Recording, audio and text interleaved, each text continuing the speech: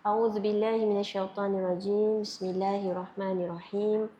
Innal hamdalillah nahmaduhu wa nasta'inuhu wa nastaghfiruh wa na'udzu billahi min shururi anfusina wa min sayyiati a'malina. Man yahdihillahu fala mudhillalah wa man yudlil fala hadiyalah. Asyhadu an la ilaha illallah wahdahu la syarikalah wa asyhadu anna Muhammadan abduhu wa rasuluh. Subhanaka la ilma lana illa ma 'allamtana innaka antal alimul hakim.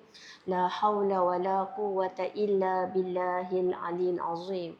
Rabbi shrah li sadri wa yassir li amri wahlul 'uqdatam min lisani yafqahu qawli. Allahumma salli ala Muhammad wa ala ali Muhammad kama sallaita ala Ibrahim wa ala ali Ibrahim innaka Hamidum Majid. Allahumma barik ala Muhammad wa ala ali Muhammad kama barakta ala Ibrahim wa ala ali Ibrahim innaka Hamidum Majid. Allahumma ati anfusana taqwaha wa zakkiha anta khairu man zakkaha anta waliyuha wa maulaha. Allahumma anfa'na bima 'allamtana wa 'allimna ma yanfa'una. Rabbi zidna ilma. Allahumma inna nas'aluka al-huda wat-tuqa wal-'afaf wal-ghina. Allahumma ya muqallibal qulub tsabbit qulubana 'ala dinik. Allahumma ya musarrifal qulub sarrif qulubana ala ta'atik. Allahumma faqihna fid din wa 'allimna ta'wil. Allahumma sallimna ila Ramadan wa sallim lana Ramadan wa tasallamhu minna mutaqabbala. Ya Allah, sampaikanlah kami hingga sampai Ramadan dalam kesihatan dan ketaatan, dalam keimanan, dan hantarkanlah Ramadan kepada kami dan terimalah amal-amal kami di bulan Ramadan. Allahumma rabbi yassir wa la tu'assir, rabbi tamim bil khair, amma ba'du. Assalamualaikum warahmatullahi wabarakatuh. Hari ini bersamaan dengan hari Khamis 24 Sya'ban. Masya-Allah. Dah tinggal angka tunggal je ni kan. InsyaAllah, jika direzekikan Allah, mudah-mudahan kita semua berdoa, mudah-mudahan kita disampaikan oleh Allah, dalam keadaan selamat, bertemu Ramadan, sihat fizikal, sihat, maksudnya sihatlah jasmani.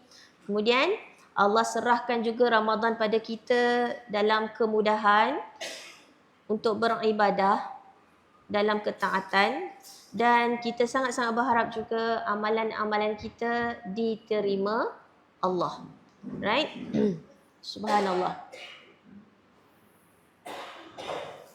Apa dalil puasa?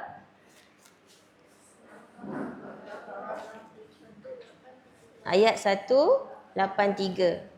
Kena ingat dah sampai mati dah. Kalau tentang solat, tentang zakat, tentang haji, sampai ada satu surah namanya surah Al-Hajj, dia berselerakan. Tapi ayat untuk puasa Allah kumpulkan sekali itu je. 183 sampai 187. Itu kita tahulah tu dia punya ciri istimewa ibadah bulan puasa ni. Alright.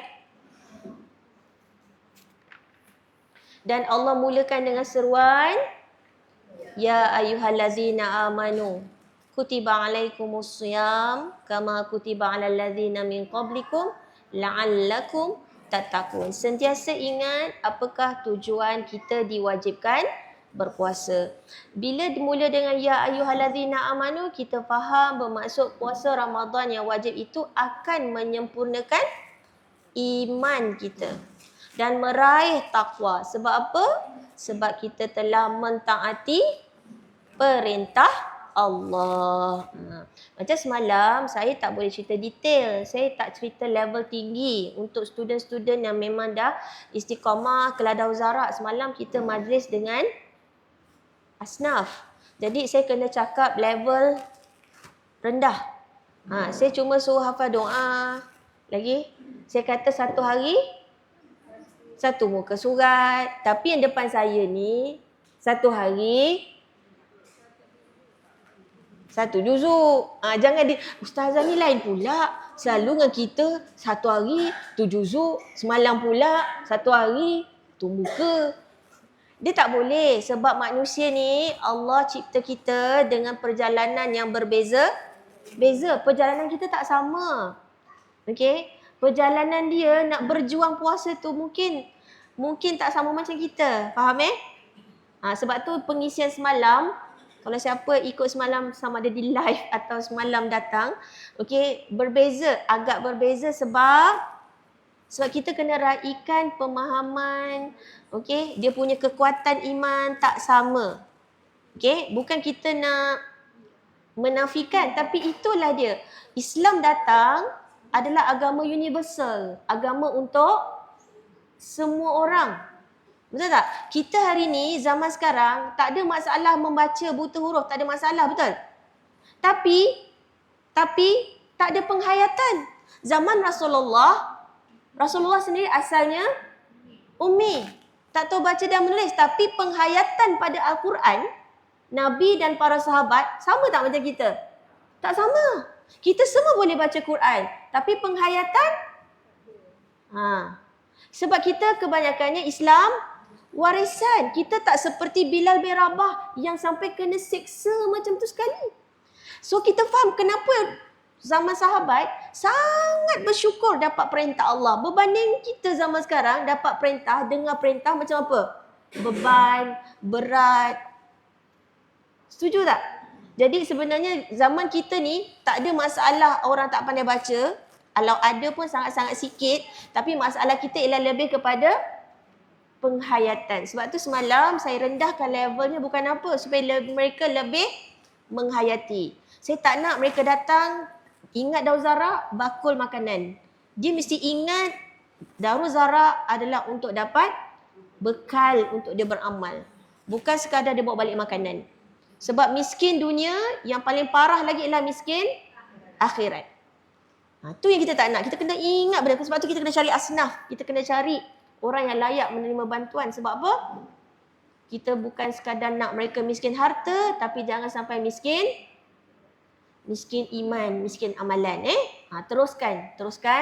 Okay. Semalam itulah antara wajah-wajah yang anak-anak semalam tak adalah sebab mereka masih bersekolah.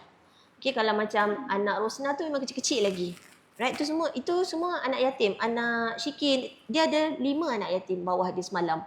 Saya lupa pula nak memperkenalkan semalam. Semalam ramai ibu tunggal yang anak 5, anak 4, anak 6. Ada semalam tu.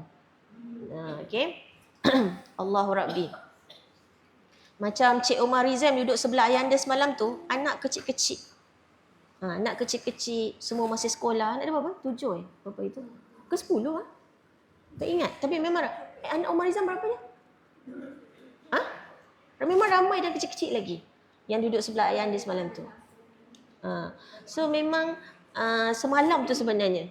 Okay, kalau ada hajat memang nak bagi pada anak yatim bulan puasa nanti. Okay, mungkin kita memang selalu tak tahu kita akan listkan pun anak yatim.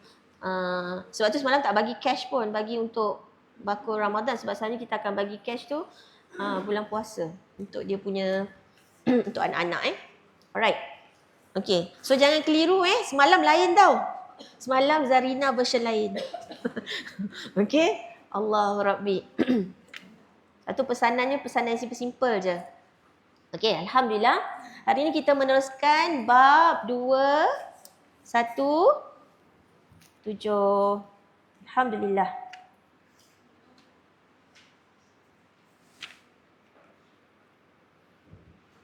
Rukun Islam ada berapa? 5. Kenapa puasa ni unik berbanding rukun yang lain? Apa keunikan puasa Ramadan?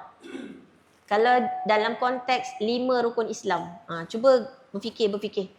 Apa keunikan bulan puasa? Apa beza puasa dengan ibadah lain?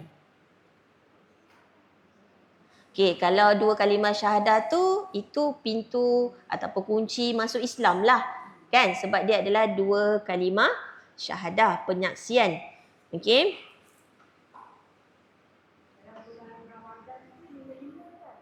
Ya, Alhamdulillah. Okay, betul. Lagi? Kalau rukun Islam kedua ialah solat fardu 5 waktu. Itu untuk bezakan apa? Kalau tadi kalau dia mengucap syahadat, dia Muslim lah. Betul tak? So, kedua datangnya perintah solat. So, solat fardu 5 waktu tu membezakan Muslim dengan Muslim yang lain lah. Sebab dia dah mengucap dah. Okey, bila dia dah mengucap 2 kalimah, maknanya dia dah Islam. Apa beza sesama Islam? Solat. Dia cukup tak solat fardu 5 waktu tu? Okey, kalau kita tengok Riyadhus Salihin, sebelum puasa cerita pasal apa? Zakat. So kalau based on hadis Jibril, okey, puasa datang selepas zakat. Jadi yang ketiga ialah zakat. Jadi zakat tu adalah bagi yang mampu. Dan zakat adalah, kalau solat dia adalah ibadah jasad. Termasuklah kena hadirkan hati masa kita solat, betul? So kalau zakat dia ibadah harta. Jadi yang keempat datang puasa. Puasa yang wajib 30 hari di bulan Ramadan. Nampak tak? Kalau solat orang boleh nampak. Zakat kalau cukup nisab, cukup haul dan yang mampu. Keluar pun setahun hanya sekali. Kalau solat 5 kali sehari. Puasa setahun sekali. Subuh juga, zakat pun setahun sekali juga. Zakat wajib setahun sekali. Okay, puasa pun setahun sekali tapi sebulan. Atas rahmat Allah, syukur tak? Kita syukur tak puasa bukan sepanjang tahun? Cuba bayangkan kalau Ramadan tak payahlah banyak. 6 kali setahun. Selang sebulan puasa. Selang sebulan, pernah tak terfikir? Besarnya kasih sayang Allah. Oh, letih juga kita mak-mak kan? Nak mikir pasal raya selang sebulan. Okey. Itulah. Tapi kita semua hari-hari raya kan? Gitu. Okey. Syukur tak ni? Syukur rahmat Allah tu untuk kita. Okey. Kemudian haji pun bagi yang mampu, yang tu lagi berbezalah haji. Setahun ke sekali ke apa? Sekali seumur hidup bagi yang mampu. So kat situ kita boleh buat kesimpulan apa? Islam ni sangat sempurna sebab Islam ni dia punya amal ibadahnya banyak jalan, banyak cara, banyak laluan. Betul tak? Betul tak? Banyak variasi lah orang kata. Okey? Subhanallah, Allah Akbar. Jadi sebenarnya, kalaulah kita tengok Islam ni, okey, kalau kita nampak kesempurnaan Islam, begitu banyak alternatif, begitu banyak variasi dalam beribadah, kenapa? Kenapa ada alternatif? Tak boleh yang ni. Kenapa? Kita dah pernah belajar dalam Riyadhus Salihin, banyaknya jalan untuk buat amal ibadah kan? Kenapa rasa-rasanya? Apa hikmah dia? Supaya tak adalah alasan kenapa kau tak beribadah, tak minat. Lagi? Dia tak boleh ada alasan tu dah. Sebab kalau dia tak boleh buat ni, dia boleh buat yang lain. Betul? Kalau tak boleh zakat sebab tak mampu, tak apa. Even puasa pun kalau sakit ataupun safar boleh berbuka. Nampak tak kesempurnaan Islam? Okey, sebab tu kita pun kalau dengan anak-anak kecil, tak puasa neraka. Tak boleh macam tu. Kan? Sebab Islam ni dia meraikan sebenarnya. Okey, kita ada ruang-ruang, ada alternatif.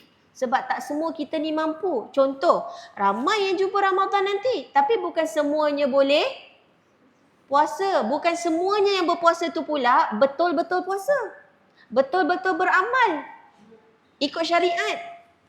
Faham So kita punya, sebab tu pentingnya ilmu. Okey. Jadi lepas ni tak ada alasan. Okey. Tak ada peluang nak beribadah. Banyak sangat dalam Islam ni, banyak sangat peluang untuk beribadah. Even kita kaum ibu, bulan Ramadan nampak seperti macam untunglah. Untunglah orang yang tak ada anak kecil. Untunglah. Kita nyusukan anak, kita masak. Kita masak untuk keluarga berbuka, kita masak untuk keluarga sahur. Pahala tak tu? Pahala? Jangan sebab dalam Islam ni semuanya ada nilai pahala. Janji jaga niat. Okey. Allahu Akbar. Jadi peluang sangat-sangat banyak. Yang dikehendaki sebenarnya, itu satu hikmahnya. Sebenarnya tak ada alasan untuk kita tidak beribadah. Jalan banyak. Kedua apa? Kedua dia ialah sebenarnya, nanti kita akan belajar hadis ni juga. Saya cakap sebab terkait dengan hadis yang kita akan belajar. Maksudnya, dalam Islam, bila terlalu banyak peluang untuk kita beribadah, maksudnya apa? Kita mestilah ada semangat berlumba-lumba. Kalaulah kita bukan sekadar mampu buat solat wajib je, zakat mampu, haji mampu, sedekah mampu. Katalah mampu semua Allah bagi, Alhamdulillah, maka patutnya semangat nak berlumba-lumba. Faham Bukan buat satu je, settle dah. Yang penting solat. Tak ada. Dalam Islam semangatnya sentiasa untuk berlumba-lumba dalam fastabiqul khairat. Berlumba-lumba dalam buat kebaikan. Dan kebaikan ni sangat luas, sangat banyak. Tolong orang masukkan barang dalam kereta pun dikira sedekah. Halang jalan, contohnya nampak kulit pisang, nampak ranting, nampak duri. Angkat, elakkan tu, besar tak pahala? Ada pahala di sisi Allah. Tanam pokok, berbuah, burung makan. Ada pahala tak? Ada. Terlalu banyak. Okey? Jadi tak ada alasan sebenarnya untuk kita tak beramal. Okey? So uniknya puasa apa dia? Sebab macam solat, ada orang dia kata, alah, 5 tu dia dah rasa berat dah. Tapi puasa sebulan, setahun sekali. Siang je, malam dah halal dah, makan semua kan. Okey. Puasa kena keluarkan apa-apa tak? Puasa tak perlu keluarkan apa-apa. Sedar tak puasa ni tak keluarkan apa-apa? Sebab tu orang yang susah. Puasalah. Sebab dia tak keluarkan apa-apa. Tetapi puasa menuntut kita untuk menahan nafsu. Puasa bukan ibadah harta. Kalau zakat, ibadah harta. Kalau solat, tak larat berdiri, duduk. Tak larat duduk, boleh baring. Tapi kalau puasa, kalau dah sakit, betul-betul tak larat, boleh buka. Okay? Jadi sebenarnya puasa ni tak memerlukan apa-apa. Bukannya kena keluar harta, bukannya kena keluar tenaga pun puasa ni. Kena keluarkan tenaga tak? Cuma mestilah menahan diri. Okay? Perlukan kekuatan melawan nafsu. Tahan syahwat. Okay? So, dan kebanyakannya, seseorang itu kebanyakannya ahli ibadah tu, identiti dia apa? Selalunya lah secara umum, seorang itu kita tengok ibadahnya yang jelas dua. Puasanya dan solatnya. Solatnya ada tak tambahan solat sunat? Puasanya ada tak tambahan puasa sunat? Selalunya ahli ibadah ni adalah dua yang sangat terkait rapat. Ahli zakat susah nak nampak. Tapi ahli puasa dengan ahli solat. Sebenarnya ahli ibadah. Dua ibadah ni dia akan identik dengan seseorang yang kalau kita sifatkan dia sebagai ahli ibadah. Maksudnya solatnya perhatikan, kualitinya perhatikan. Dia buat tak solat sunat rawatib? Dia buat tak solat witir?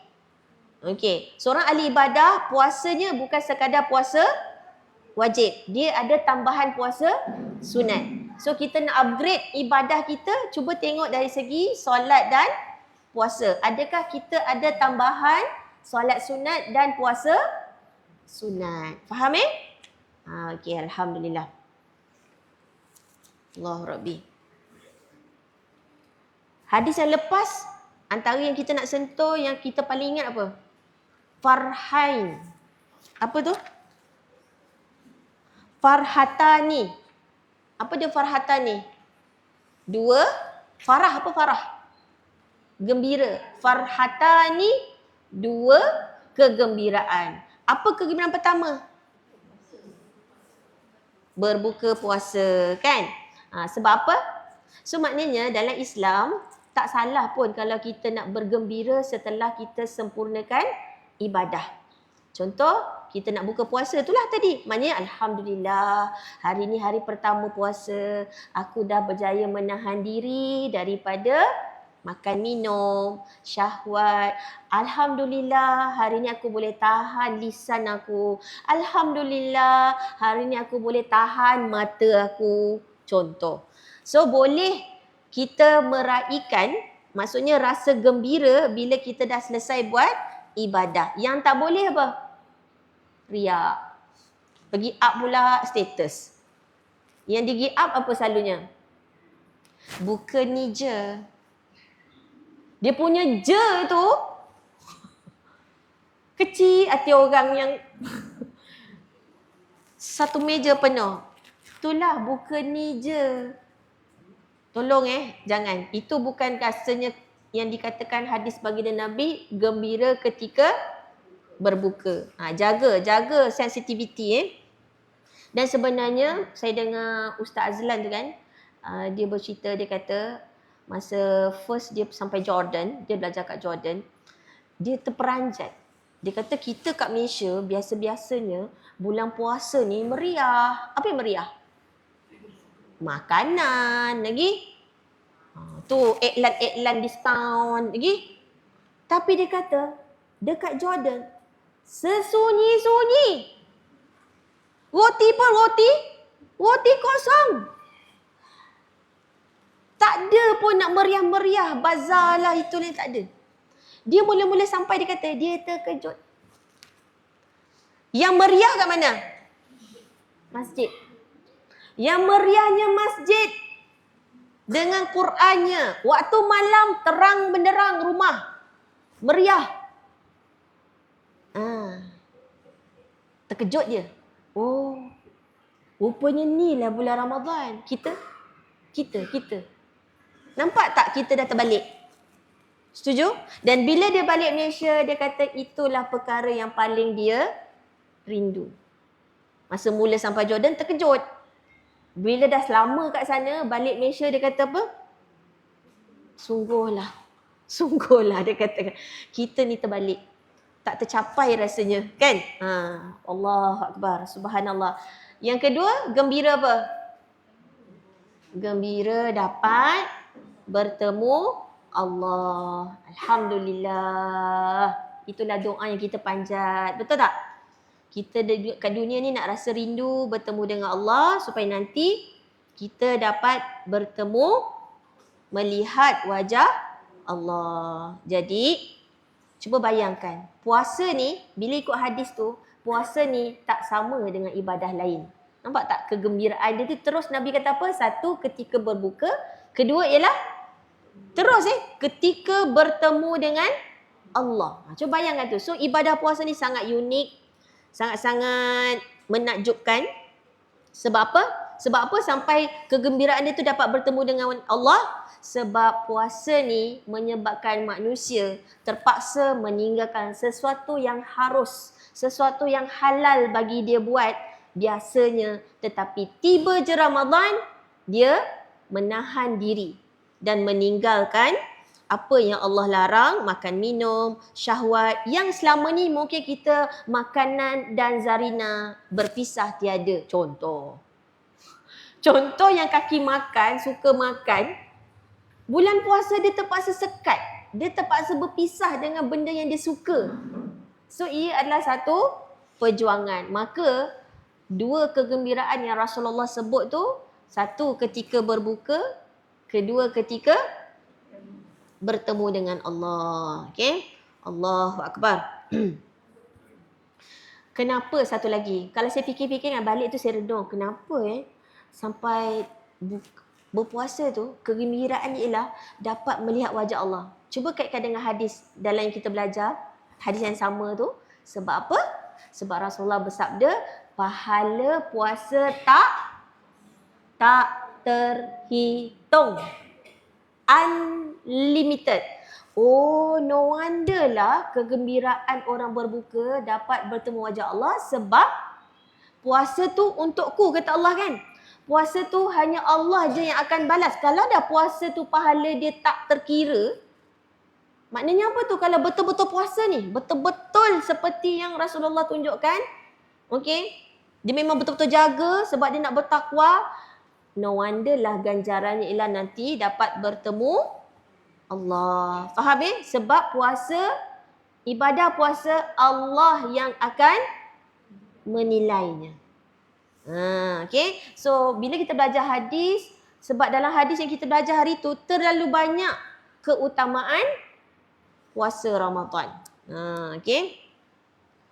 Jadi, kalau kita bayangkanlah kan, semalam lalulah ada perempuan daripada Shah Alam ke mana menang Bank Islam punya apa entah cabutan tu kan 1 juta. Menang. Kita pun pernah dulu biasa apa SSPN ke apa? Sijil Simpanan Premium BSN.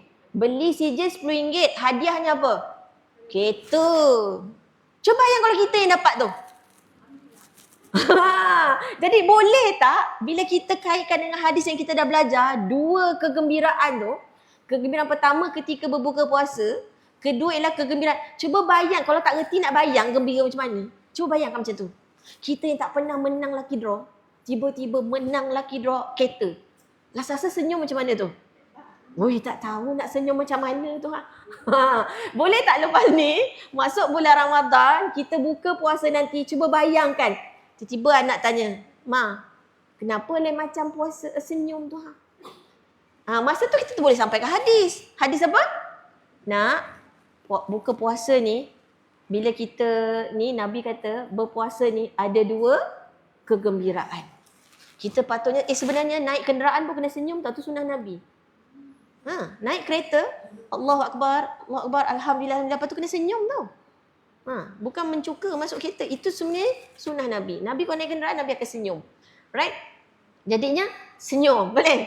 Gembira. Sebab kita faham hadis ni, betul tak? Jadi kalau orang tanya kenapa tu tersenyum-senyum. Sunnah Nabi. Sebab sebagai tanda gembira. Yang pertama, dapat sempurnakan perintah Allah sebab kita puasa ni sebab bukan perintah orang, bukan perintah kerajaan, ni perintah Allah. 1, 2. Sebab puasa ni hanya Allah je boleh membalasnya dan tak terhingga, dan sebab itulah kedua ialah nanti dapat melihat wajah Allah. Kalau dah dapat melihat wajah Allah, rasa-rasa level apa syurga kita tu? Betul? Bukan kaleng-kaleng. Alright, subhanallah akbar, Allahu akbar. Jadi kalau selama ni kita terfikir, kat syurga ni, aku ni kat derajat mana lah aku kat syurga nanti. Puasa tahun ni betul-betul. Betul-betul jaga siang dan malamnya. Okay? Betul-betul jaga sebab dapat melihat wajah Allah tu dah tentu darjat tertinggi. Masya Allah, tabarakallah. Senyum. Tiap-tiap kali nak buka puasa tu, tiap-tiap kali teringat hadis ni, semangat. Okay, membara kita nak menjalani ibadah Ramadan. Sepertinya apa? Kalaulah hari-hari, kalau dulu hari-hari hari raya, sekarang ni kalaulah hari-hari Ramadan, barulah berubah. Boleh? Tapi yang peliknya, bila 1 Syawal, yang paling gembira kadang-kadang bukan yang puasa, tapi yang tak puasa pun. Dialah sampai 30 pasang baju raya. Faham tak ni? Jadi bila kita faham hadis baginda Nabi dengan alasan pahala yang tak terhingga, kita jadi apa? Ya Allah, salah aku selama ni. Beria-rialah kita mikir. Dan di Malaysia, open house sampai sepertinya 35 Syawal pun ada lagi kan? Punyalah. Sebenarnya. So kita rasa sedih. Nak je kita beritahu pada semua, sebenarnya farhatan yang disebut oleh baginda Nabi ialah bila kau benar-benar menjalani ibadah siangnya dan malamnya di bulan Ramadan. Okey? Bukan yang sekadar gembira bila hari raya. Bukan. Betul kan Betulkan niat kita ni sebab kita dah nak masuk, dah dekat sangat dah ni. Okey? So kita minta tolong dengan Allah. Okey, mudah-mudahan diberi juga limpahan hidayah dan taufik kepada mereka yang mungkin ada di kalangan keluarga kita yang kita pun tahu, okey, ataupun muslimin muslimat yang lain, kita doakan mudah-mudahan tahun ini mereka berubah. Okey, so kat situ kita nampak apa? Kepentingan ilmu. Mereka mungkin tak tahu tentang hadis dua kegembiraan ini. Mereka mungkin tak tahu hadis tentang betapa berlipat kali gandanya pahala puasa yang hanya Allah sahaja yang menilainya. Jadi kita pun syukur kita dah tahu hadis ni, maka sampaikanlah. Mereka mungkin tak tahu. Okey, jangan judge orang, mereka mungkin tak tahu. Sampaikan Boleh?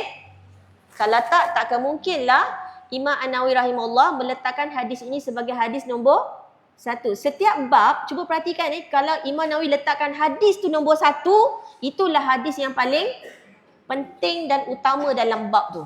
So bab puasa Ramadan, ini hadis yang pertama, maknanya inilah hadis yang paling utama terkait dengan puasa Ramadan.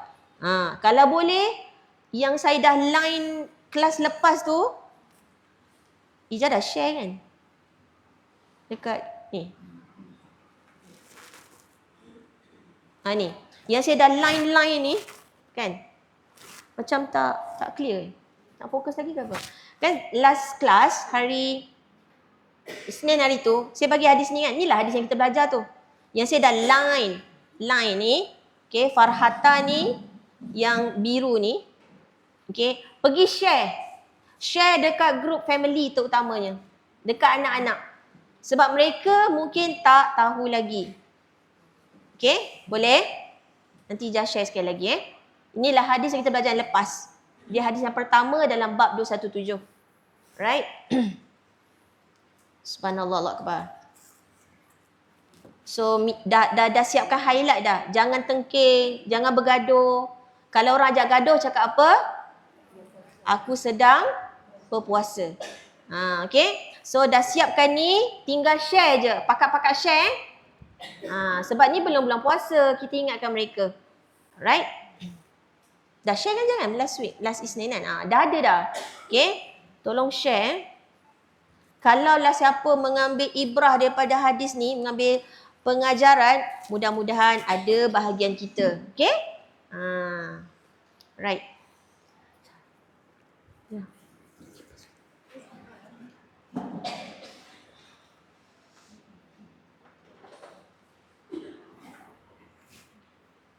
Alhamdulillah.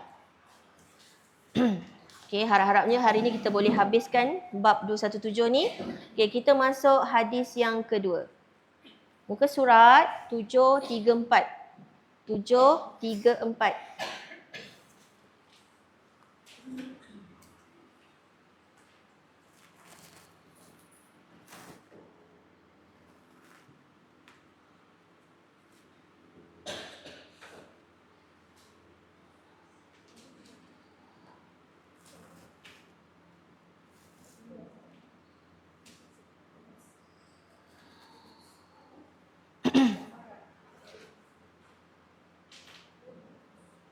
Okay.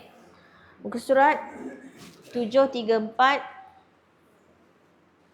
Wa anhu. Bila wa anhu maksudnya apa? Periwayatnya sama dengan hadis sebelum. Hadis sebelum daripada siapa? Abi Hurairah. Kan? Jadi hadis kedua ni pun dari Abu Hurairah. Anna Rasulullah sallallahu alaihi wasallam qala man anfaqa zawjain fi sabilillah nudiya min abwabil jannah. Ya Abdullah hadza khair faman kana min ahli salat du'iya min babis salah wa man kana min ahli jihad du'iya min babil jihad wa man kana min ahli siyam du'iya min babil rayyan wa man kana min ahli sadaqah du'iya min babin sadaqah. Qala Abu Bakr radhiyallahu anhu bi abi anta wa bi abi anta wa ummi ya Rasulullah ma ala man du'iya min tilkal abwabi min darurah fahal yud'i ahadun min tilkal abwabi kullaha faqal na'am wa arju an takuna minhum muttafaqun alaih. Dari Abu Hurairah Rasulullah radhiyallahu anhu, Rasulullah sallallahu alaihi wasallam bersabda, barang siapa menginfakkan dua benda berpasangan di jalan Allah. Maksud dua berpasangan ni sebab zaman Nabi, zaman sahabat ni mereka suka infak ataupun sedekah haiwan ternakan. So kalau dia infak, terbaik ialah infak sepasang. Kalau kambing, jantan betina. Ayam, jantan betina. Kalau bagi orang ayam, jangan bagi betina je. Kalau ikutkan, bagilah sepasang. Jadi dia boleh menternak. Okay. Di jalan Allah. Okay. Siapa yang menginfakkan, barang siapa menginfakkan dua benda berpasangan di jalan Allah, ia dipanggil melalui pintu-pintu syurga. Wahai hamba Allah, pintu syurga, pintu yang ini baik. Maka siapa yang termasuk ahli solat, ia dipanggil melalui pintu solat. Siapa yang termasuk ahli jihad, dia dipanggil melalui pintu jihad. Siapa yang termasuk ahli puasa, dia dipanggil melalui pintu Ar-Rayyan. Dan siapa yang termasuk ahli sedekah, dia dipanggil melalui pintu sedekah.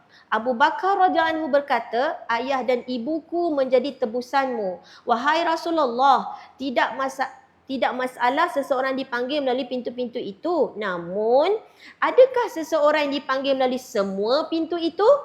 Baginda menjawab, ya, dan aku berharap engkau termasuk di antara mereka. Muttafaqun alaih. Penjelasan sabda baginda, maka siapa yang termasuk ahli solat, dia dipanggil melalui pintu solat dan seterusnya. Maksudnya solat sunnah, puasa sunnah dan sedekah sunnah. Hadis ini menunjukkan kedudukan Abu Bakar radhiyallahu anhu yang tinggi. Right? Jadinya, nombor satu apa kita boleh belajar daripada hadis ni ialah, okay, setiap pintu-pintu syurga ada penjaganya. Penjaga pintu syurga itulah yang akan menyeru. Wahai ahli sedekah, ada yang akan menyeru. Jadi pintu syurga ni ada penjaga tak? Ada. Sebab dia ada penyeru je. Right? Kalau dalam surah Ali Imran ayat 133, disediakan syurga untuk orang yang bertakwa seluas apa? Langit dan bumi.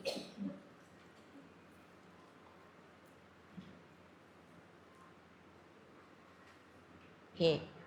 A'udzubillahi minasyaitonirrajim. Wasari'u ila maghfirah min rabbikum. Ni kerja kita ni, especially dah nak dekat sangat dengan Ramadan ni kerja kita. Kerja kita apa? Minta ampun sungguh-sungguh. Taubat sungguh-sungguh, minta ampun sungguh-sungguh, segera, jangan bertangguh lagi. Kita nak masuk bulan Ramadan. Takut nanti bulan Ramadan tak mampu kita beribadat atas asbab dosa-dosa yang tidak kita minta ampun lagi. Kita mohon keampunan. Okay? Segera jangan bertangguh. Min rabbikum. Okay? Dan kena letak tawakal tinggi-tinggi sangat. Setinggi-tingginya tawakal kita kepada Allah, kita serah. Tadi kan salim ni, Allahumma salim ni ila Ramadan tu ialah Islam itu bermaksud serah diri. Jadi betul-betul serah pada Allah supaya Allah pun serahkan dekat kita Ramadan dalam keadaan sihat dan kita boleh melakukan ketaatan. Okey, nampak ni wajannah syurga. Syurga yang luasnya seluas langit dan bumi yang dijanjikan disediakan untuk orang-orang yang bertakwa. Kita berpuasa pun la'allakum tattaqun. Okey, kalaulah syurga ni seluas langit dan bumi dan di angkasa lepas, bumi ni sebenarnya lebih kurang sebutir pasir je. Betul tak? Subhanallah. Jadi luas tak syurga Allah? Masya Allah. Kalau kita lah sendiri pun dah dapat seluas langit dan bumi, bumi je 7 lapis, langit je 7 lapis setiap orang, maknanya Kita boleh bayangkanlah istana kita tu memang luas. Pintu pun banyak. Ada pintu sedekah, ada pintu solat, ada pintu jihad, ada pintu puasa. Yang puasa tu spesifik namanya Ar-Rayyan. Apa maksud Ar-Rayyan? Yang tidak akan dahaga. Jadi bila dia dapat masuk melalui pintu Ar-Rayyan, maknanya dia adalah orang-orang yang tidak akan dahaga buat selama-lamanya. Okay? Allahu Akbar.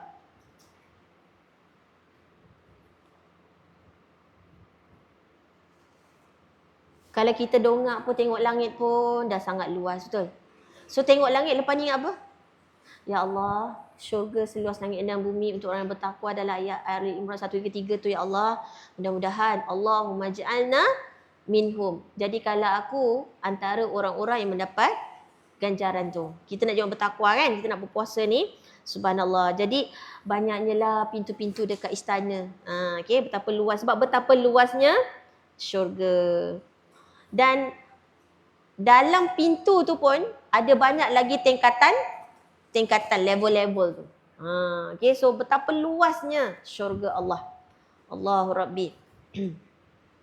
Jadi kalau kita tengok dekat hadis ni adalah sebagai motivasi untuk kita untuk beramal ibadah. Betul? Banyaknya pintu. Pintu apa dah? Pintu infak. Lagi? Pintu solat. Maknanya katalah kita dapat masuk pintu solat. Masuk je pintu solat tu, dalam tu ada lagi darajah-darajah. Sebab ada orang dia bukan solat wajib je. Dia jaga solat rawatib, dia jaga solat duha, dia jaga solat malam, dia jaga tu banyak level. Puasa pun dapat masuk pintu Ar-Rayyan. Dalam tu ada lagi tingkatan-tingkatannya. Dia bukan sekadar, dia memang kaki puasa. Bukan yang wajib sahaja. Right? Subhanallah, Allahu Akbar. So dari sekarang ini adalah motivasi untuk kita untuk jaga ibadah-ibadah ni. QSI lah, Quran, solat, infak. Okay. Tapi syaratnya apa tadi? Kalau ikut kat hadis ni ada apa? Fi sabilillah. Gariskan tu. Dekat baris kedua tu nampak kan? Fi sabilillah. Syaratnya semua ibadah yang kita buat ni mestilah ikhlas semata-mata kerana Allah. Maknanya dia infak, dia sedekah, dia jihad, dia berpuasa, dia solat, mestilah syaratnya semata-mata kerana Allah. Di jalan Allah, semua di jalan Allah.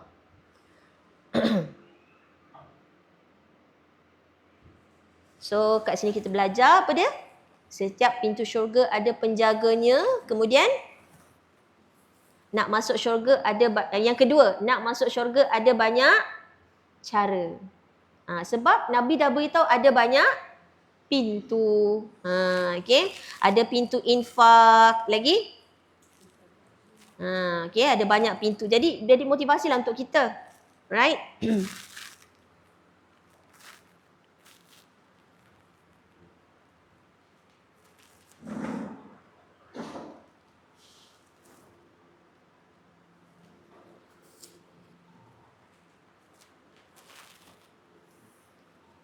Okey, apatah lagi kalau kita tengok dekat sambungan hadis ni, Abu Bakar tanya apa?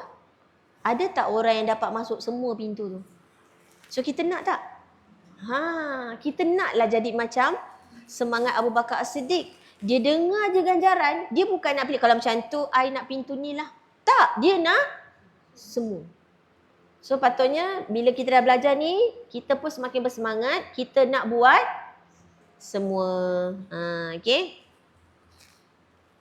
Sebab kalau ikut hadis ni, ada manusia yang akan dapat masuk melalui semua pintu ni.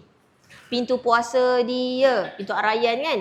Pintu sedekah dia, pintu solat dia, pintu infak dia, pintu jihad dia. Nak tak? Soalnya sekarang ni nak ke tak? Nah, okay. Alhamdulillah. Kita memang nak masuk syurga, lepas tu nak masuk syurga dengan melalui semua pintu. Bayangkanlah tu. Jadi kita semakin bersemangat Masya Allah, tabarakallah.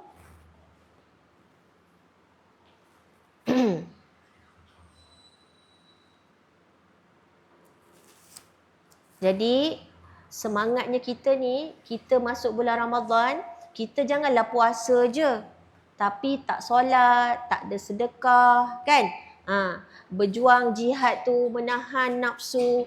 Jadi puasa ni semua ibadah, macam Zila cakap tadi, semua ibadah tu boleh kita buat serentak dalam bulan Ramadan. Itu yang maksudnya kita nak semua pintu tu, faham tak? Pintu puasa nak. Solat pun kita ada solat tarawih lagi kan. Bulan Ramadan memang solat pun banyak. Okay? Ada tambahan solat. Lepas tu kita nak banyak juga sedekah. Itu hebatnya bulan Ramadan. Okay? Keutamaan bulan Ramadan. Yang penting, fi sabilillah. Jangan buat selain kerana Allah. Okay? Sampailah kita nanti diberi peluang untuk pilihlah pintu mana engkau nak. Gitu. Sebab semua pintu panggil kita. InsyaAllah. Mudah-mudahan Yang keempat, daripada hadis ni juga kita belajar apa? Keutamaan siapa? Abu Bakar As-Siddiq. Ni saya nak tunjuklah antara hadis yang menunjukkan keutamaan Abu Bakar As-Siddiq. Saya bacakan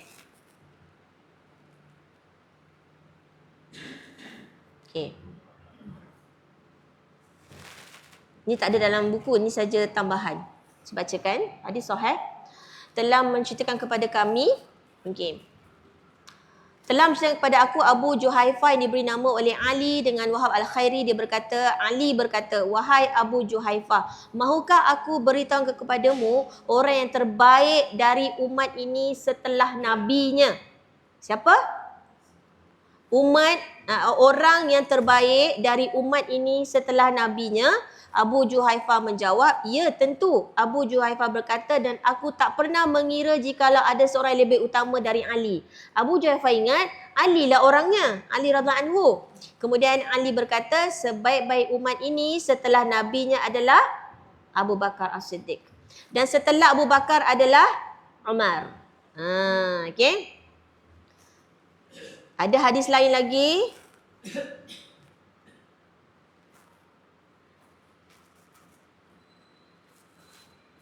Okay.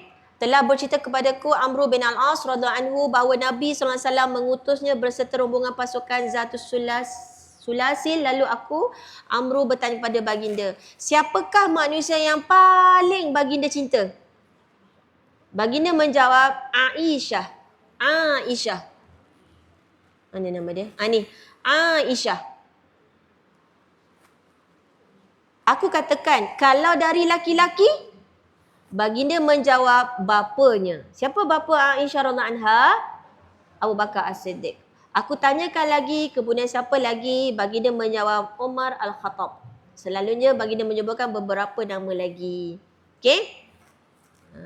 Lagi. Ini juga keutamaan Abu Bakar As-Siddiq. Masya Allah. Okay, saya bacakan terjemahan je. Aku duduk di samping Nabi SAW. Tiba-tiba Abu Bakar datang sambil memegang tepi baju baginda Nabi hingga merapat pada lutut baginda. Maka Nabi bertanya, apakah teman kalian telah marah? Maka Abu Bakar memberi salam lalu berkata, aku punya masalah dengan... siapa ni? Umar Al-Khattab. Lalu aku terlanjur marah kepadanya, namun kemudian aku menyesal. Jadi Abu Bakar termarah Umar. Kemudian Abu Bakar menyesal. Terus jumpa Nabi. Aku pun datang menemuinya untuk meminta maaf, namun dia enggan memaafkan aku. Umar tak nak maafkan Abu Bakar As-Siddiq.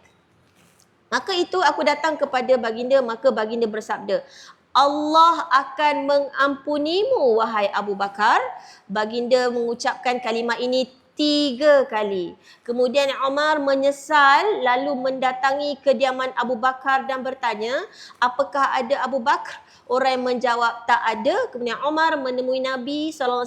Kedatangannya ini membuat wajah Nabi nampak marah, namun ketegangan itu berhenti kerana kedatangan Abu Bakar yang langsung duduk bersimpuh pada lutut baginda saya berkata, "Wahai Rasulullah, aku sudah berbuat aniaya 2 kali." Maka Nabi SAW bersabda, "Sesungguhnya Allah mengutus aku kepada kalian, namun kalian mengatakan kamu pendusta." Sedangkan Abu Bakar berkata, dia orang yang jujur dan dia berjuang mengorbankan dirinya dan hartanya. Apakah kalian akan meninggalkan kepadaku sahabatku?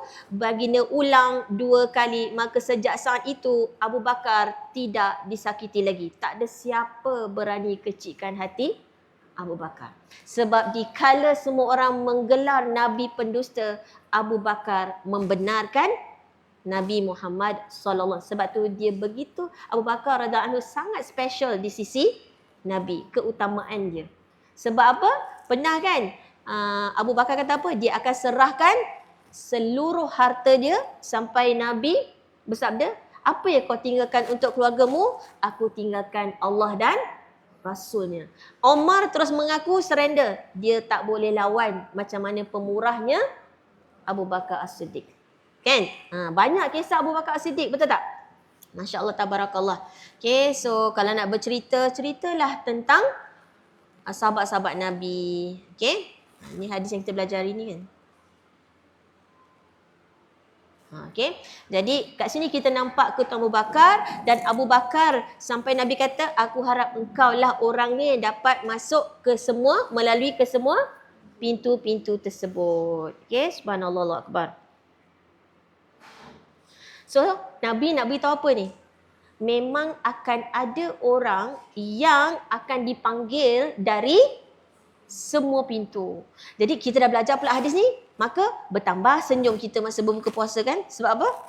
Mudah-mudahan akulah orang itu yang semua pintu nak kita lalu. Sepertinya pintu tu memanggil kita lalu kat situ. Lalu kat dia. Okay, subhanallah, Allahu Akbar. Okay, seperti Abu Bakar As-Siddiq. Okay. Mudah-mudahan tak mustahil untuk kita semua dengan syarat apa ni? Fi sabilillah, infak, jihad, apa lagi? Solat, lagi puasa sungguh-sungguh. Okey? Tak mustahil insya-Allah. Jadinya kita cubalah. Kita pun tahu ibadah-ibadah kita ni tak semua kita mampu istiqamah, betul? Betul tak? So, apa kata balik nanti ambil satu kertas kajang, cuba tulis ibadah-ibadah yang kita buat tapi kita tak mampu nak istiqamah. Contoh solat duha. Tulis. So, kita ni ada kolom ibadah, lepas tu yang dah istiqamah, yang belum istiqamah. Contoh. Jadi, kita tulislah. Sebab kita ni nak masuk pintu-pintu ni. Bukan satu pintu kan? Kita nak masuk semua pintu kan? Pintu solat tu maknanya dia bukan solat wajib je, dia ada solat sunat. Nak masuk pintu puasa Ar-Rayyan tu, dia bukan puasa wajib je, dia ada puasa sunat. Jadinya, okey, solat alhamdulillah lah, solat wajib kita alhamdulillah. Okey, sekarang ni solat duha, lagi apa? Solat witir, lagi apa? Solat malam. Tengok, yang mana kita dah mampu istiqamah, yang mana kita belum. Contoh, sedekah. Sedekah istiqamah tak? Contoh, kita tahu kemampuan kita. Aku sekadar mungkin kalau sebulan sekali tak ada masalah. Contoh, kita pula ada senarai orang yang kita nak bagi setiap bulan. Cuba listkan, istiqamah tak? Lah, dah 2 bulan. Tak transfer. Contoh. Jadi, why not kita buat satu list, okay? Sebab kita sekarang ni nak berlatih kan, kita nak masuk latihan kan, nak masuk akademi ni, akademi Ramadan kan. Jadi, kita nak masuk semua pintu dah tamak dah ni. Tamak boleh. Tamak pahala. Boleh. Okay. Jadinya kita nak try istiqamah. Sebab yang dapat masuk pintu-pintu ni adalah orang yang istiqamah. Quran. Okay. Aku nak mulai hari ni istiqamah. Ikut kemampuan masing-masing Tak ada paksaan. Contoh kalau memang nak 1 hari setengah juzuk. Katalah. Atau 1 hari 1 juzuk. Mesti baca. Atau tak spesifik juzuk. Kita spesifik masa. 1 hari aku mesti ada setengah jam dengan Al-Quran. Cuba tengok istiqamah tak? Cuba buat ni 7 hari. Hari ni berapa hari? 6 hari je lagi kan? Cuba tengok 6 hari. Sebab kita nak mudah-mudahan hari ke-7, masuk 1 Ramadan, kita dah full blast. Kalau boleh nak tik, tinggal tik je. Sekarang lompong-lompong. Kan? Jadi nak start daripada sekarang. Boleh? List kan? Okay? Kadang-kadang kita ni manusia kan, kena tengok, baru kita ingat. Baru kita semangat. Katalah 1 hari 50 sen, 1 hari RM1. Cubalah. Sebulan RM10. Apa je, kalau Ramadan kita nak buat hari-hari kan sedekah. Ikut kemampuan masing-masing. Kita dah nak start buat benda tu. Sebab tu sekarang ni banyak orang buat journal kan. Journal Ramadan contohnya, maknanya dia dah siapkan 30 hari, kita tinggal tik je kalau dah buat. Maknanya dah buat. Supaya mudah-mudahan bila dah 30 hari, nanti saya boleh share satu. Okay? Ada sahabat kita dah buat. Kalau kita ikut, mudah-mudahan habis Ramadan nanti kita tinggal sambung istiqamah. La haula wala quwata illa billah. Kita minta Allah bantu kita. Sebab salah satu tanda Allah terima amalan kita ialah kita mampu istiqamah. Jadi kita latih diri kita, okey? Allahu akbar.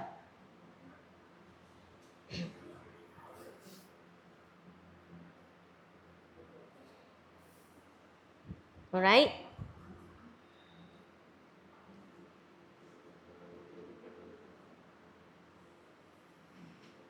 Apa cadangan tadi? Nanti lupa. Buat 3 kolom. 3, apa kita panggil kolom kan? 1 kolom ibadah, jenis ibadah lah.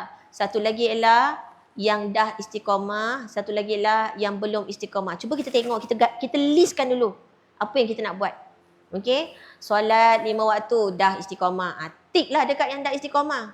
Yang belum istiqamah yang mana? Yang ni belum, yang ni belum, yang ni belum. Kat situ kita nampak mana yang kita kena perbaiki. Kalau kita tak tulis kadang kita tak nampak. Sumpah juga sebelum ni saya pernah sharekan apa? Cuba listkan surah-surah yang kita dah hafal. Bila surah-surah tu kita tahu kita dah hafal, kita kena murajaah sebab boleh lupa. Cuba listkan. Oh, daripada Ad-Duha sampai An-Nas settle. Tik. Murajaah. Tinggal murajaah. Aku sekarang ni Al-Mulk sampai ayat berapa?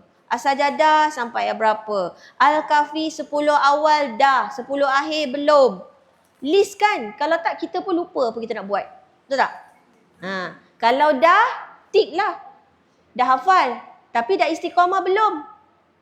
Macam tu. Okay? So sebenarnya boleh buat banyak checklist. Checklist Ibadur Rahman. Lagi? Checklist ikut surah Al-Mu'minun. Sebab Al-Quran ni adalah kitab praktikal. Dia bukan teori je. Allah bagi dengan cara-caranya. Nabi pun dah tunjuk kita cara-caranya. Okay, Alhamdulillah.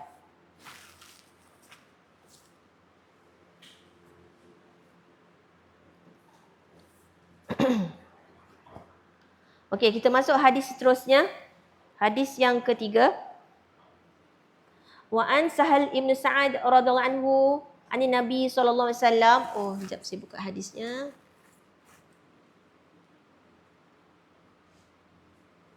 Ini juga lanjutan daripada hadis sebelum. Okey.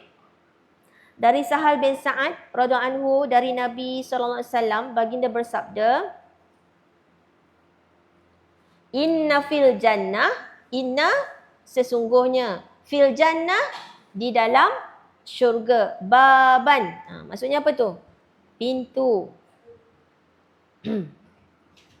Pintu yang bernama Ar-Rayyan.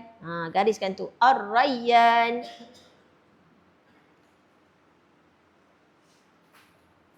Para ahli puasa masuk syurga melalui pintu itu. Yadkhulu minhu shaimun yaumal qiyamah. La yadkhulu minhu ahadun ghairuhum. Maksudnya apa tu? Tak seorang pun boleh masuk syurga melalui pintu Ar-Rayyan selain ahli puasa, selain shaimun, selain ahli puasa. Dikatakan, okey. Yuqal aina shaimun. Nanti ada seruan, ada yang memanggil. Mana para ahli puasa? Okay, fayaqumuna la yadkhulu minhu ahadu ghairuhum. Mereka kemudian berdiri. So siapa yang ahli puasa, bila diseru mereka akan berdiri. Tak seorang pun masuk syurga melalui pintu itu selain mereka.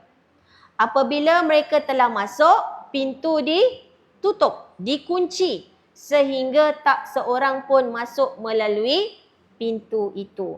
Faiza dakhalu, bila mereka dah masuk, semua ahli puasa dah mula-mula dia bangun, bila diseru dia bangun. Lepas tu dia masuk syurga ikut pintu puasa, pintu Ar-Rayyan. Okey. Ughliqa. Ughliq tu kunci. Ughliqa, nampak tak? Faiza dakhalu ughliq. Ughliqa tu kunci, ditutup. Falam yadkhulu minhu ahad, sehingga tak seorang pun boleh masuk melalui pintu itu. So bila dah habis ahli puasa masuk ikut pintu Ar-Rayyan, masuk syurga ikut pintu Ar-Rayyan, pintu tu akan ditutup dan dikunci. Maksudnya ada tak orang boleh curi-curi nak masuk? Ya, tak ada. Tak boleh. Habis je ahli puasa masuk, pintu tu pun dikunci. So penjelasan sabda baginda, tak seorang pun boleh masuk melalui pintu itu selain ahli puasa. Maksudnya dia bukan sekadar puasa wajib, dia banyak juga puasa sunat. Nabi SAW berulang kali menafikan adanya seseorang yang masuk syurga melalui pintu itu selain mereka sebagai penegasan. Sebab tu Nabi kata ditutup, dikunci dan tak ada siapa boleh masuk lagi selepas mereka. Lepas pintu tu tutup, tak ada siapa lagi boleh masuk. Okay, tak ada siapa pun boleh curi-curi. An-Nasai menambahkan siapa yang memasukinya tidak akan dahaga selama-lamanya. Okay. Subhanallah, Allahu Akbar.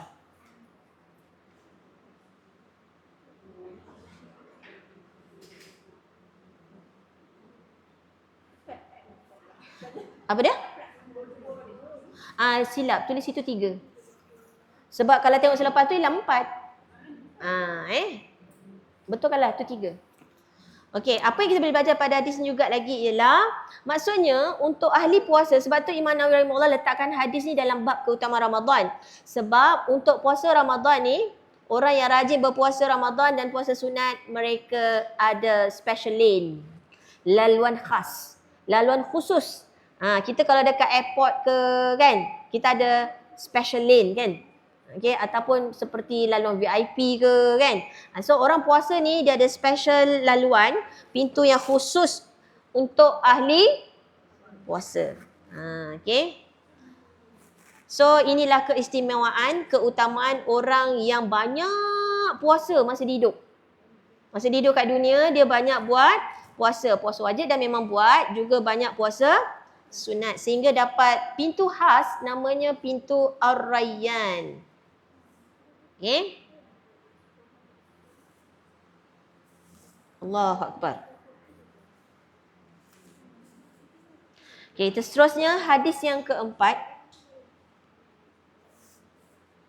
Wa an Abi Sa'id Al-Khudri radhiyallahu anhu qala Rasulullah sallallahu alaihi wasallam, ma min abdin yasumu yauman fi sabilillah illa ba'adallahu bidzalikal yaum wajhahu 'anil nar 70 kharifa. Muttafaqun alaih. Dari Abu Sa'id Al-Khudri radhiyallahu anhu, dia berkata, Rasulullah sallallahu alaihi wasallam bersabda. Saya buka hadisnya.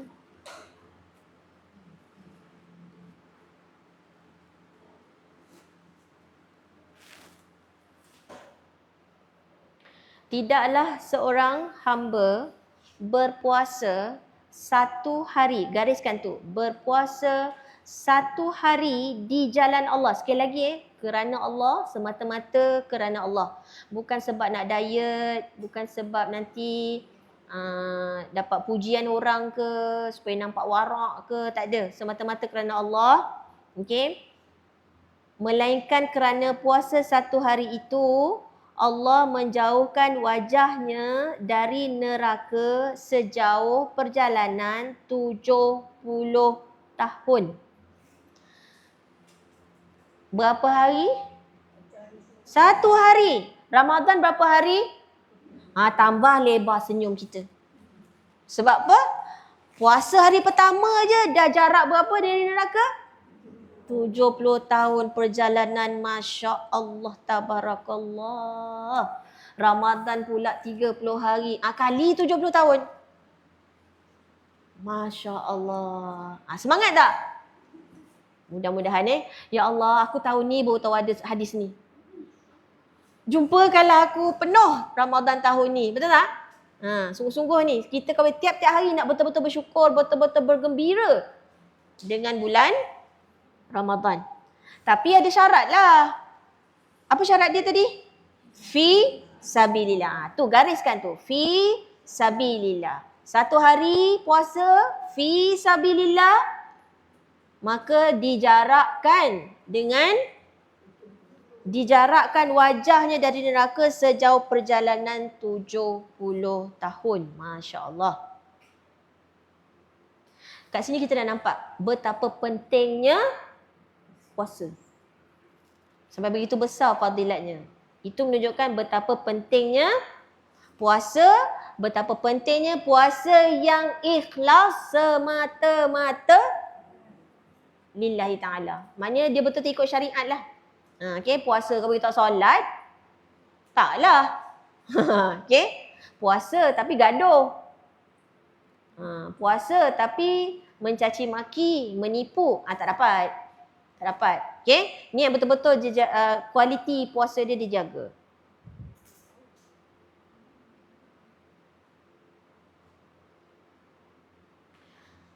Kalau kita sebut puasa sunat, maksudnya tak ada orang tahu dia puasa sunat pun, dia tetap puasa. Maka 1 hari bersamaan dijauhkan wajahnya dari neraka 70 tahun.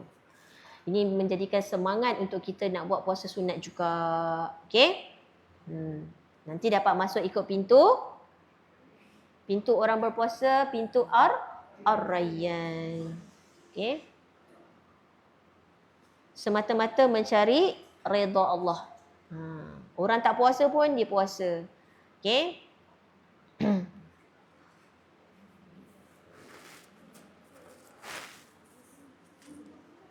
So hadis ni ialah sebagai hadis menggalakkan kita banyak buat puasa sunat. Puasa wajib memang jagalah. Ni untuk menggalakkan banyak buat puasa sunat. Bayangkan dalam puasa tu, ketika puasa, siang hari berpuasa, malam solat malam, lepas tu dia memang bersedekah, dia memang banyak hubungan dengan Al-Quran. Allahu Akbar, apatah lagi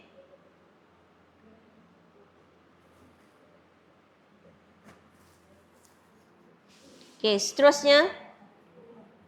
Cuma kita tahu, kalau masuk syurga, kita biasa dengar, kalau kita baca Quran pun, khalidina fiha. Betul tak? Mereka kekal di dalamnya. Cuma saya nak tambah sikit lah. Maksudnya ialah, bila kita dapat masuk syurga Allah, Allah nak menunjukkan apa khalidina fiha abada tu? Maksudnya, kita mendapat pemilikan abadi.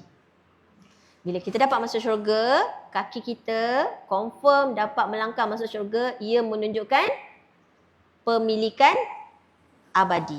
Hak milik kita. Maksudnya apa? Tak keluar-keluar lagi. Kalau dah masuk syurga tu, tak keluar-keluar lagi. Abadi kita punya. Jadi, tenang tak? Kita kat dunia ni, ada tak kerisauan rumah kita tu nanti kau apa-apa jadi, hilang ke, orang ambil ke, orang berebut ke, kau terbakar ke, kau apa? Ada tak? Ada. Tapi kat syurga nanti, istana kita tu, pemilikan yang abadi. Tak ada siapa boleh ambil. Right? Jadi tenang hidup kita dekat syurga. Subhanallah. Satu lagi, kenapa tenang? Kenapa tenang? Tak ada siapa boleh curi. Lagi? Sebab bila dah masuk syurga, sudah tidak ada lagi kematian.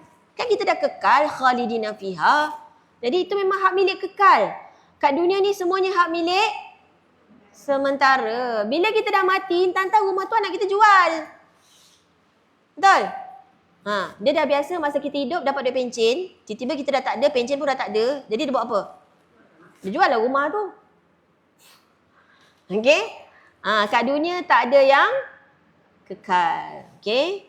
Syurga kekal. Sebab dah tak ada kematian lagi. Okey? Kadang-kadang belum mati pun rumah dah kena jual kan? Allahu Akbar. Okey, yang kedua maksud khalidina fiha, okey, yang kedua maksud khalidina fiha, ulama mengatakan, okey. Ini satu peringatan. Tadi tu macam syok je kan? Oh, takkan keluar rupanya. Oh, milik kita kekal selama-lamanya rupanya. Ni pemahaman yang kedua. Ulama juga mengatakan, kalaulah memang dapat masuk syurga, contoh, ni contoh tau. Katalah level 45. Syurga tingkat berapa? 45. Bila dah masuk syurga tingkat 45, khalidina fiha, tak mungkin naik level 50. Faham? Sebab beramal hanyalah di dunia. Dah masuk syurga tak ada amalan lagi. Mana kita dituntut untuk bekerja, beramal lagi. Duduklah dalam tu. Itulah kita punya. Jadi sebagai motivasi, kalau nak level 50, tiba-tiba kita, syoknya kau. Oh padahal dia pergi kelas hari Isnin, dia pergi kelas hari Rabu, dia pergi kelas Khamis. Menyesal dulu aku datang Nuzara Isnin je. Contoh. Faham tak ni? Jangan menyesal nanti bila dah dekat akhirat. Kalau nak beramal bila? Sekarang. Sebab nanti kekal kat level 45 je. Rupanya level 50 lagi syok. Tapi tak boleh lah. Kecuali ada ayat lain kan. Kecuali macam kita ada anak-anak yang soleh. Okay? Dan anak kita pula level dia katalah level 80. Contoh. Jauhnya. Okay? Contoh. Dia kata dia nak nenek dia. Contoh. Kan? Anak ke cucu ke kan, hafal Quran ke, soleh-solehah lah pula anak kita. Okay? Dia insyaAllah boleh tarik. Sebab tu semua tu kerja kat mana? Semua tu kerja kat mana? Dunia. Itu masuk khalidina fiha. Itu surah Ghafir. Tak silap saya. Surah 40.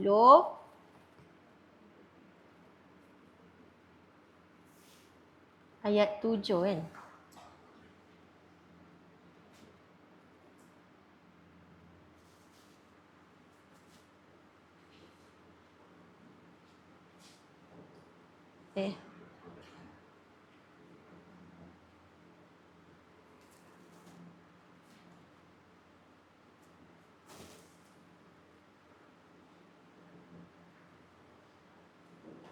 Ni kalau ikutkan ayat 8, ayat 7, ayat 8, nanti malaikat yang memikul arash tu, okay, yang bertasbih je kerjanya malaikat tu, mereka ni siapa ni? Malaikat. Memohon ampun bagi orang-orang yang beriman dengan berdoa merayu, wahai Tuhan kami, rahmatmu dan ilmumu meliputi segala-galanya, maka berilah ampun kepada orang-orang yang bertaubat serta menurut jalanmu. Ni dekat mana? Dekat dunia tau. Dan peliharalah mereka dari azab neraka. Rabbana.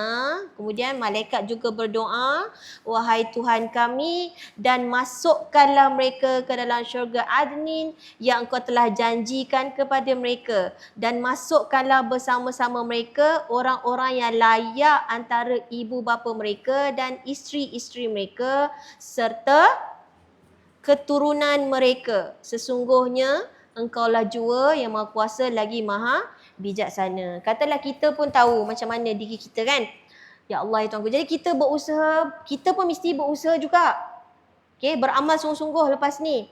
Dan kita juga doakan. Rabbana hablana min azwajina wa zurriyatina qurrata a'yun waj'alna lil muttaqina imama. Okay. Rabbi habli minas solihin. Kenapa? Sebab boleh jadi dari keturunan kita ni boleh tarik kita naik. Okay. Semua ni kena buat bila? Di dunia lagi. Right? Taubat sungguh-sungguh, beramal sungguh-sungguh, beriman dan beramal. Okay. Maka kita akan dikumpulkan semula. Tak silap saya surah Tur juga sekejap 52.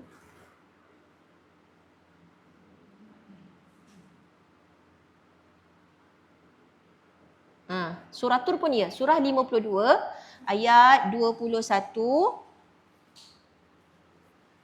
Nampak tu? Iman. Dan orang-orang yang beriman yang diturut oleh zurat keturunannya dengan keadaan beriman, kami himpunkan zurat keturunan itu dengan mereka di dalam syurga, dan kami dengan itu tidak mengurangi sedikit pun dari pahala amal mereka. Tiap-tiap seorang manusia terikat dengan amal yang dikerjakannya. Dan masuk je kubur boleh dah beramal? Boleh lagi beramal? Tak boleh. Semuanya kita kena buat masa kita masih lagi di dunia ni. Right? Doa sungguh-sungguh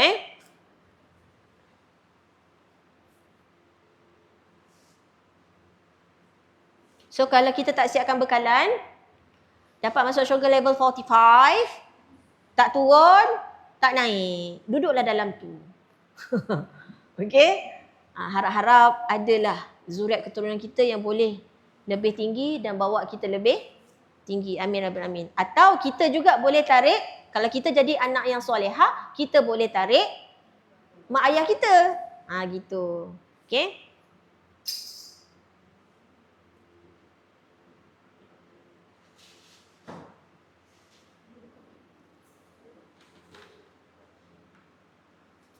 So semangat beramal ibadah. Mudah-mudahan semua pintu kita nak. Betul tak? Ke tak nak? Kena tamak bab-bab tu. Alright. Seterusnya hadis kelima. Wa an Abi Hurairah radhiyallahu anhu anin Nabi sallallahu alaihi wasallam qala man shama ramadana imanan wahtisaban ghufira lahu ma taqaddama min zambi. Muttafaqun alaih. Dari Abu Hurairah radhiyallahu anhu, dari Nabi sallallahu alaihi wasallam,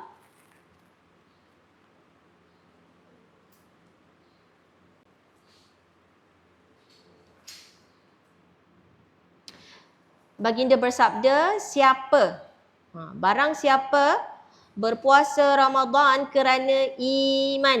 Gariskan tu iman wahtisaban. Dua iman dan ihtisaban tu ialah mengharap pahala, maka dosanya yang telah lalu diampuni. Penjelasan sabda baginda kerana iman dan mengharap pahala, iaitu kerana percaya dan mengharapkan pahalanya di sisi Allah. Jadi maksud ulama mengatakan, makna iman dan ihtisab dalam puasa dan qiyam ada tiga kan? Dah sebut sebelum ni. Man shoma, man qama, man qiyamu Ramadan kan? Tiga. Semuanya, sebab itulah semalam kita sebut kita nak bakul pengampunan semalam kan, sebab bulan Ramadan ni antara keberkatannya ialah setiap malam akan dibebaskan ahli neraka daripada daftar ahli neraka tu, register tu. So pintu bulan pengampunan. Allahu Akbar. Al-Hafiz Ibn Jauzi menambahkan sabda Nabi SAW, imanan wahtisaban, maksudnya adalah iman tu maksudnya apa? Membenarkan zat yang disembah yang maha memberi perintah kepadanya, dengan meyakini keutamaan qiyamul lail dan kewajipan puasa. So kita yakin kita puasa ni sebab ni perintah Allah. Ni ada dalam rukun Islam. Dan aku beriman maksudnya sami'na wa ta'na pada segala perintah dan larangan Allah.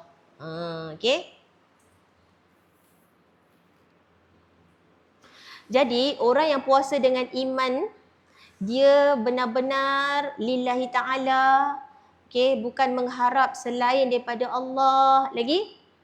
Dia tahan lapar, dia tahan dahaga, dia tahan nafsu syahwat dia juga kerana Allah semata-mata. Bukan nak tunjuk kuat, tak ada. Bukan sebab nak diet, tak ada. So puasa yang macam ni lah yang boleh menghidupkan hati, menambahkan iman, menambahkan ketakwaan. Sebab apa? Sebab dengan iman itu dan ihtisaban. Ihtisaban apa tu? Ihtisab apa? Kalau iman tadi, dia buat kerana Allah, dia tinggalkan kerana Allah. Lagi terkait dengan takwa. Takut dengan azab Allah. Harap pahala, takut azab. Kan rukun ibadah ada apa? Cinta, harap, takut. Semua ibadah yang kita buat mesti ada tiga-tiga ni. Dah namanya rukun ibadah kan. Kita buat ni semata-mata kerana Allah. Lagi mengharap rahmat Allah, mengharap pengampunan Allah, dan kita takut azab Allah. Takut dosa. Okey, takut azab. Subhanallah. Inilah sifat orang mukmin. Okey. So kalau gabung kedua-dua ni, okey, sebelum tu boleh tambah lagi maksud ihtisaban. Tambahkan makna ihtisab. Tadi Iman dah sebut kan, ihtisaban ni maksudnya apa? Kata ulama ialah yang pertama mengharap pahala. Kita panggil rahbah. Kan doa kita tidur malam kan? Sebelum tidur. Rahbah wa raghbah ilaik. Rahbah tu maksudnya tarhib. Tarhib tu maksudnya motivasi. Maksudnya ihtisaban ni, okey, dia berpuasa kerana Allah dan mengharap pahala Allah, okey, dengan semangat. Maknanya dia puasa tu bukanlah macam sabar je lah. Dia sabar tak sama dengan sabar je lah. Tak sama. Kenapa kau puasa? Sabar je lah. Dengan orang yang betul-betul bersabar. Sabar ketiga-tiga ni apa tu? Sabar tak dalam ketaatan, sabar meninggalkan larangan. Yang ketiga, sabar dengan takdir Allah. Dah ditakdirkan memang bulan Ramadan ni panas terik. Aku terima. Aku redha. Okey? Memang itu hukum perintah Allah. Jadi dia bersemangat cari pahala. Dia tak bermalas-malasan tidur sepanjang hari. Orang yang ihtisaban ni, dia berpuasa dengan semangat buat amal kebajikan. Bukan sekadar tidur sahaja. Dia tak rasa berat pun beramal ibadah. Dan dia tak rasa pun, 5 jam lagi. Tak ada. Dia tak rasa pun macam hari ni panjangnya. Sekarang dah lah memang lewat kan? 7, nak dekat 7.30 kan? Okay? Tapi subuh pun lambat kan sekarang? Okay? Dia rasa apa? Panjangnya. Tak ada. Orang yang ihtisaban ni tak ada rasa-rasa tu. Malahan dia semangat buat amal ibadah. Okay? Yang paling best sekali, orang yang ada ihtisaban ni, jadi imanan wahtisaban, ialah malahan dia rasa manisnya dapat beribadah di sepanjang bulan Ramadan. Senyum dia. Okay, bahagia. Dia tak rasa pun beribadah di bulan Ramadan ini rasa berat. Dia rasa ringan nak buat baik. Mudah-mudahanlah kita termasuk dalam golongan ni. Okay? Maka, apa ganjarannya kata Rasulullah? Diampunkan dosa-dosanya yang lalu. Diampuni. So, bila dosa diampuni, kita bersih, dapat rahmat Allah, dapat masuk syurga. InsyaAllah, amin, rabbil alamin. Okay? Boleh? Imanan wahtisaban. Gabungkan kedua-dua sekali. Yakin ni perintah Allah. Kita sami'na wa ta'na. Yang dikatakan la'allakum tattaqun tu, aku akan berusaha sedaya upaya aku ya Allah supaya aku termasuk seperti yang kau harap-harapkan, iaitu termasuk dalam golongan tattaqun. Okay?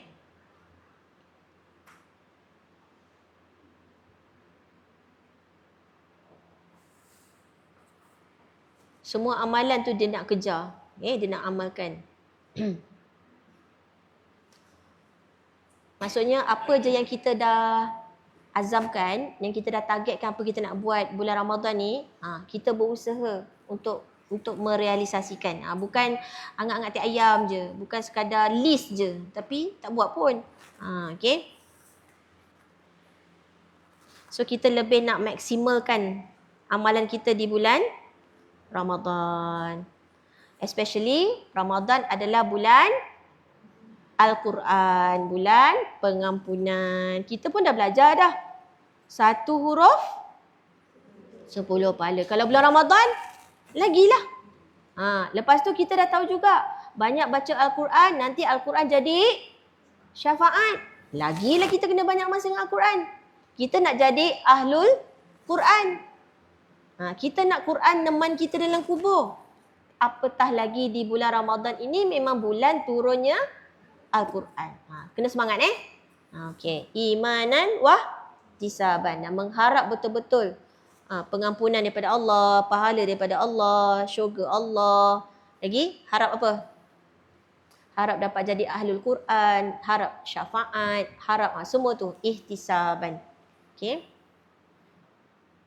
InsyaAllah maka ibadah-ibadah ini dapat menghidupkan hati dan mendekatkan diri kita kepada Allah. Okey, seterusnya hadis yang ke-6. Kita habiskan Wa anhu radhiyallahu anhu anna Rasulullah sallallahu alaihi wasallam qala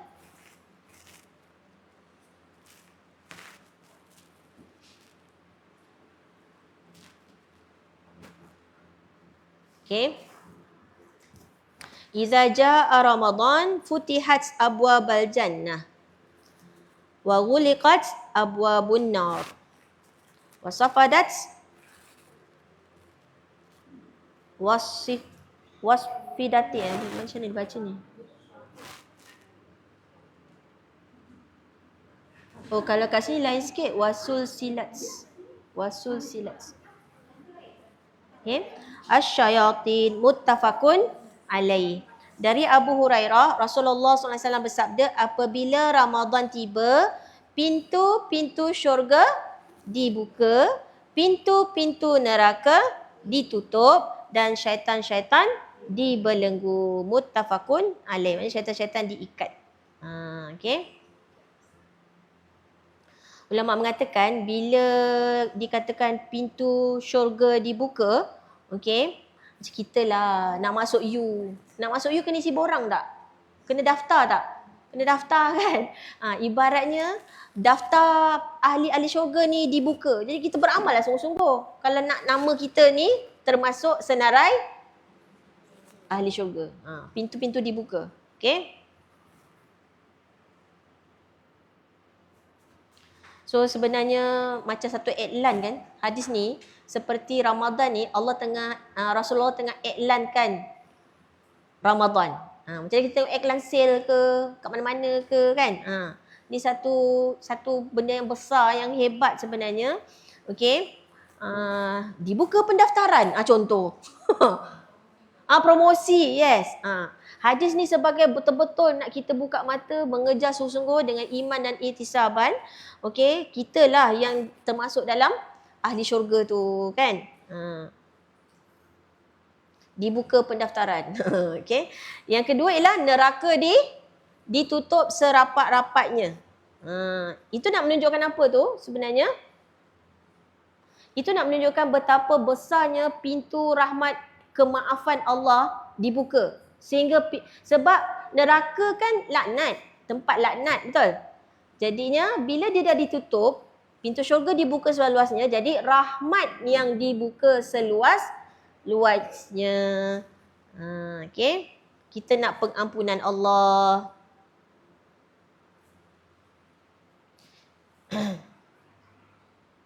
So maknanya bulan Ramadan ni senarai ahli neraka berkurang.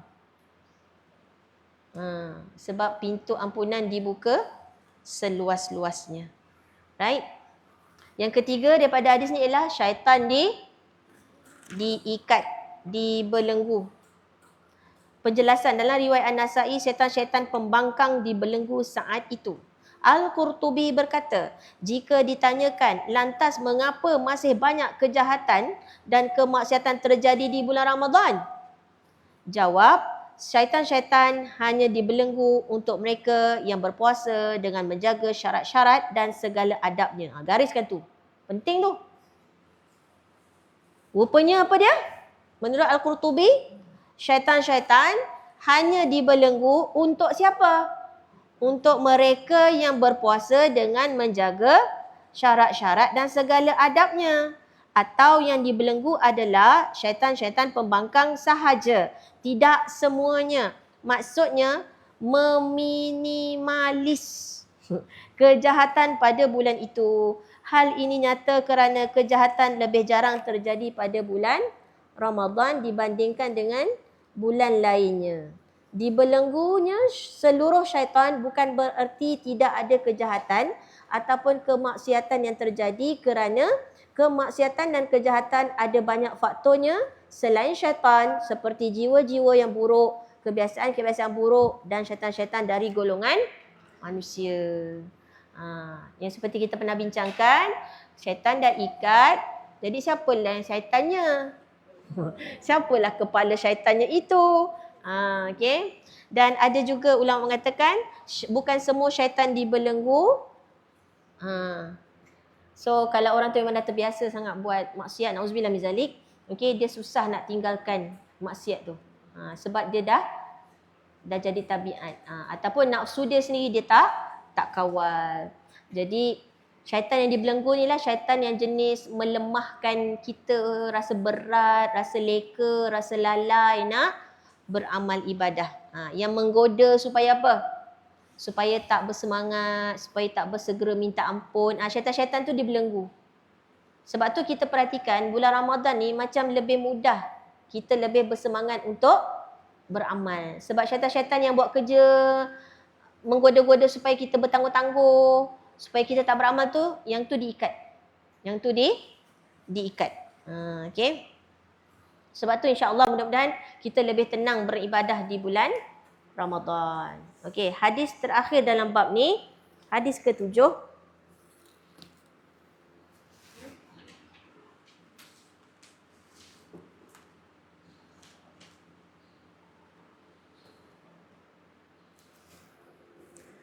Wa anhu, dari Abu Hurairah radhiyallahu anhu, Rasulullah SAW bersabda, sumu liru'yatih, berpuasalah kerana melihatnya, iaitu hilal ataupun anak bulan, dan berbukalah wa aftiru liru'yatih, dan berbukalah kerana melihatnya hilal. Kemudian fa in ghabiya alaikum, ghabiya ghaib, kemudian apabila hilal tertutup bagi kalian, anak bulan tak nampak, tertutup, mungkin mendung ke awan ke, maka sempurnakanlah bilangan bulan Sya'ban 30 hari. Muttafaqun alaih. So kalau tak nampak anak bulan juga, maka cukupkanlah Sya'ban jadi 30 hari. Tapi dalam Islam tak ada 31. Tak 29, 30. Kalau nampak maknanya 29 je lah Sya'ban. Tapi kalau tak nampak, lanjutkan sehari lagi, genapkan 30 Sya'ban. Dalam Islam tak ada, dalam kalender Islam tak ada 29, tak ada 31. 29 ataupun 30. Okey. Penjelasan dalam riwayat Muslim disebutkan, fa in ghumma alaikum fasumu salasina yauman. Kemudian apabila hilal tertutup mendung bagi kalian, maka berpuasalah 30 hari. Supaya jugalah kalau bulan Ramadan tak nampak anak bulan Syawal, maknanya kita pun puasa cukup 30 hari. Kalau nampak, puasa Ramadan 29. Hadis ini menunjukkan puasa Ramadan hanya wajib kerana melihat hilal Ramadan atau menggenapkan bilangan bulan Sya'ban sebanyak 30 hari. Pendapat diriwayatkan dari Ahmad berbeza-beza jika pandangan hilal terhalang oleh awan atau kabus. Sebahagian menyebutkan wajib berpuasa, sebahagian lain menyebutkan umat mengikuti imam, sebahagian lagi menyebutkan tidak wajib berpuasa sebelum melihat hilal atau menyempurnakan bilangan bulan Sya'ban. Pendapat ini dipilih Syekhul Islam Ibn Taymiyah dan beliau berkata, ini mazhab Ahmad yang dinyatakan secara tertulis dan diriwayatkan darinya secara tegas. Pendapat lain Ibn Taymiyah terlarang berpuasa saat itu. Pendapat ini selaras dengan hadis-hadis sahih dan tegas. Al-Bukhari menyebutkan bab sabda Nabi SAW, apabila kalian melihat hilal, berpuasalah, dan bila kalian melihatnya hilal, berbukalah.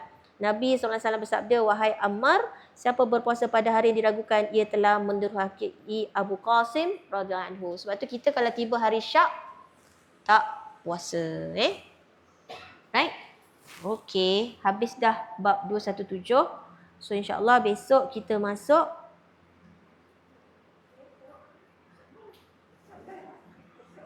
Esok ganti hari Isnin.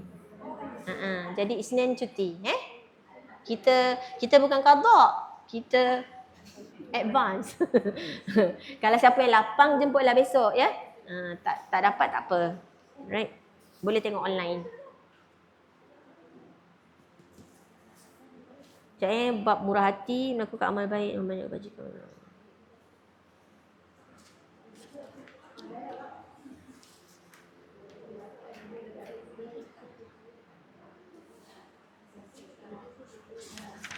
Sebab kalau boleh naklah sebelum, sebab kita puasa Khamis depan kan, InsyaAllah. Sebab ni yang kita dah biasa jumpa pun, besok insyaAllah kita cover insyaAllah. Okay. Aku liqauli hadza wa astaghfirullahi wa lakum wa billahi taufiq wal hidayah. Assalamualaikum warahmatullahi wabarakatuh. Subhanakallahumma wa bihamdika asyhadu an la ilaha illa ant astaghfiruka wa atubu ilaik. Wa sallallahu ala nabiyyina Muhammadin wa ala alihi wa sahbihi barik wasallam. Amin taqabbalallahu minna wa minkum. Barakallahu fikum, jazakumullahu khairan.